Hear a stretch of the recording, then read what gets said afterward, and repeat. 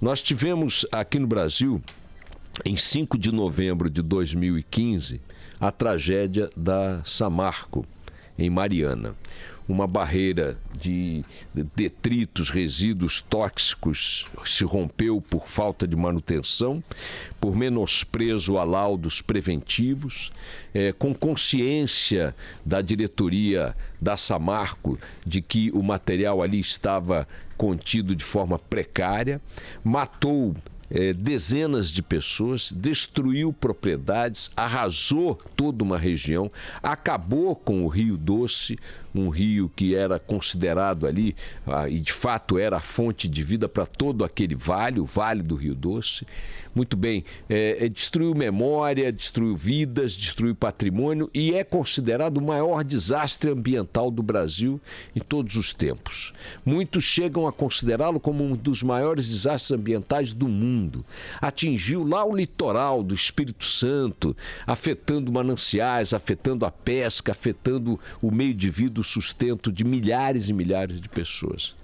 Em novembro, essa tragédia aconteceu. Diante do clamor público, em março, a presidência da República, ainda sob o mando de Dilma Rousseff, fez uma baita de uma solenidade, juntou ministros, juntou autoridades, juntou executivos da Samarco que deveriam estar presos por conta do crime, mas estavam no Palácio do Planalto, chamou as televisões, chamou todo mundo e anunciou um grande acordo de 5 bilhões de reais. 5 bilhões de reais, algo como US$ 1,5 bilhão de dólares, 1/10 do acordo assinado com a Volkswagen. Vejamos qual foi o crime objetivo da Volkswagen. Uma fraude, esse é o grande crime.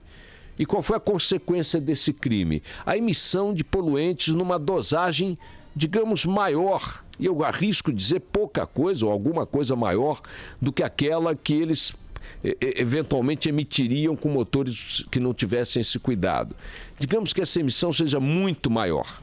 Ainda assim, sabemos todos, porque circulamos nas cidades, especialmente em São Paulo, o que é a poluição urbana e a diferença, a variação de alteração nessa poluição geral produzida pela eventual desregulagem de motores de 11 milhões de automóveis. E estamos falando lá de um país inteiro com dimensões maiores ainda que o nosso e não de uma cidade apenas. Ou seja, em todo aquele país, 11 milhões de automóveis emitiram mais poluição do que deveriam emitir. Dentro do quadro geral da poluição nos Estados Unidos, qual é o peso dessa diferença a mais na poluição de 11 veículos da Volkswagen? Convenhamos que não é lá, as pessoas não deixarão de viver em mais ou em pouco melhores condições em função disso. Há uma variação que não é significativa no conjunto da poluição e que, portanto, faz desta fraude algo que não produz um dano tão visível, tão trágico, tão letal quanto este que nós vimos na Samarco, concentrado numa pequena região. Ainda assim, por que o acordo da Volkswagen vai a 15 bilhões de dólares? O maior acordo já feito com uma indústria automobilística para indenização de instituições de controle de poluição e de consumidores? Por que o maior acordo da indústria automobilística está sendo feito em função deste caso, menos de um ano depois de sua divulgação?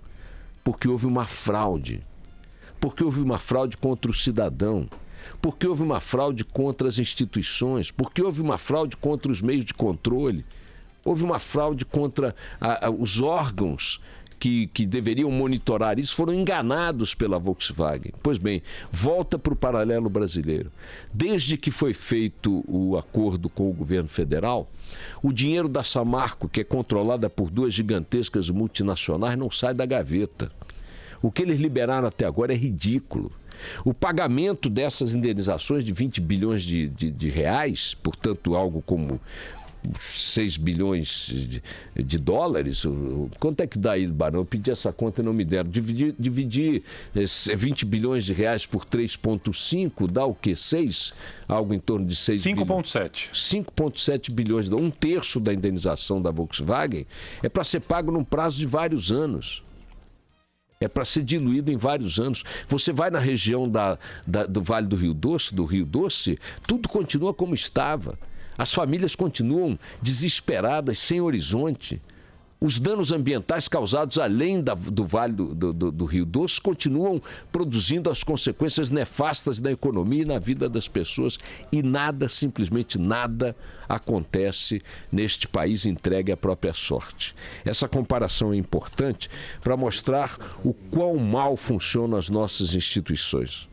O quão precária é a nossa capacidade como cidadãos de fazer valer nossos direitos. O quão é voraz a conduta das mesmas multinacionais que lá fora se comportam de um jeito e aqui, quando estão lidando com nossas tribos, de outro. Essa indenização da Volkswagen serve de exemplo para nós e de humilhação também. Fica aí o registro para nosso acompanhamento. Outra notícia rapidamente que eu quero registrar está hoje nos jornais, a divulgação de que Michel Temer recebeu para um encontro domingo à noite no Palácio do Jaburu, sua residência oficial, domingo à noite, o senhor Eduardo Cunha, por uma conversa que, segundo alguns jornais divulgaram, por exemplo, o Globo diz que foi para discutir o quadro político. Numa boa, presidente Temer, por que esse encontro não estava na agenda oficial? Numa boa, presidente Temer, por que esse encontro se deu clandestinamente à noite de domingo? Numa boa, presidente Temer, por que se deu fora da agenda oficial, clandestinamente, numa noite de domingo, no Palácio do Jaburu, sua residência oficial? Numa boa, presidente Temer, por que domingo à noite, fora da agenda oficial, no Palácio do Jaburu, clandestinamente, para discutir o quadro político, com uma figura que está com a polícia no seu calcanhar? Uma figura que notoriamente está implicada em crimes aí escandalosos, que nem mesmo os seus mais asquerosos aliados de sempre estão apoiando. Mas o que o senhor foi conversar com o Eduardo Cunha, presidente Michel Temer? Eu converso com todo mundo. Mentira, se eu mandar para aí o Marcola do PCC, o senhor não recebe. Se eu mandar alguns aliados da Dilma, o senhor não recebe. Não nessas condições. Não dessa maneira, não fora da agenda, não clandestinamente, não no Palácio do Jaburu e não domingo à noite, em tua casa. É mentira que você conversa com todo mundo. Esse papo de posar de republicano, quando está fazendo coisas nada republicanas, pode enganar muita gente. Mas a mim e a muita gente não engana não, Temer. Essa de posar de o vampiro puro, só toma sangue não contaminado, etc. e tal, não cola, Temer. Tu recebeu o Cunha por coisas que vão além de discussão do quadro político. Tu recebeu o Cunha no Palácio Jaburu de noite, clandestinamente, fora da agenda, e tentaram manter o assunto sem chegar à imprensa, por ter interesse em mantê-lo clandestino, não foi para discutir quadro político. Isso é encontro de aliados. Isso é encontro de quem tem interesses comuns, quando pouco, apenas na política. E aí eu queria saber quais são. Me parece que as pessoas têm direito de saber daqueles que arrotam moralidade 24 horas por dia, o que discutem e por que fazem encontros clandestinos desta natureza com estes personagens nestas circunstâncias. Nestas circunstâncias. Ficam aí as perguntas e a perplexidade, Excelência. Vamos lá, toca o barco.